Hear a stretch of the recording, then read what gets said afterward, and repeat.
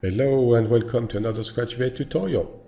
So today I'd like to talk about the way you can animate a layer over a still image and how to create keyframes. So to mimic this, I'm going to use a color frame. Okay, so let's take a gradient here, like this. If I enter the player, you can see here my black on the left, white on the right. And this is a still image, this is a picture. That doesn't have any duration. Now, let's take another sequence, which is an animated logo. It's a TIFF sequence. Drag it at the top. So this is animated over 100 frames. And what I want to do is animate this on the top of a still image. So if I go back to my player, if I swipe to the right, I can see my logo here. I can drag and drop it.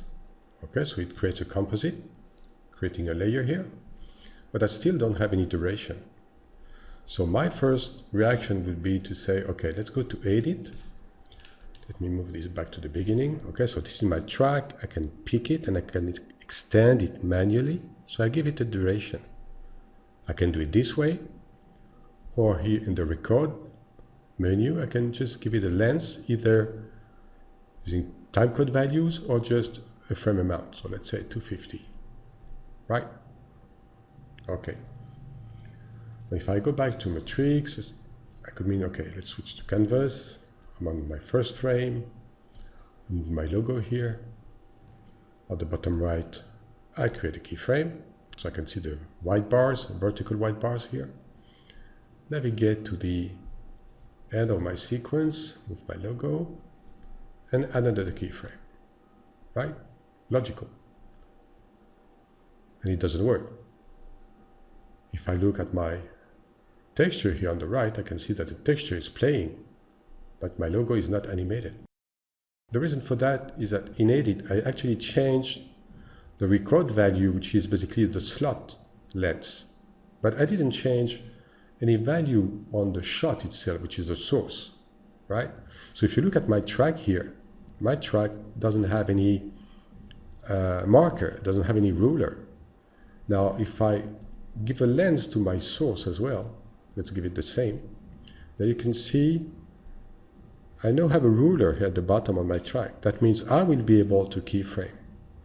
So if I go back to Matrix, right, and I park on the first frame on the animation, I can move back my logo here on the left, create a keyframe, then navigate to the last frame, move it there, and create a keyframe. And now I have this animation, right? Because Scratch was able to create the keyframes because it had the ruler. Now, I have a small other issue, which is that my texture is 100 frames, but my sequence is 250. This is a very simple one. Just go to Texture and just tell Scratch that I want my texture not to play once, but to loop. Right, and now it should work properly. And here we go. So, the most important thing to remember in that case is that in Edit, when you change the length, the record, that means, or you extend the length of the track, doesn't mean that you also extended the length of the source, that means of the footage itself, right? So keep this in mind. As long as you have a ruler, you can keyframe. If you don't have any ruler, no keyframe. That's it for today. Thank you. Bye-bye.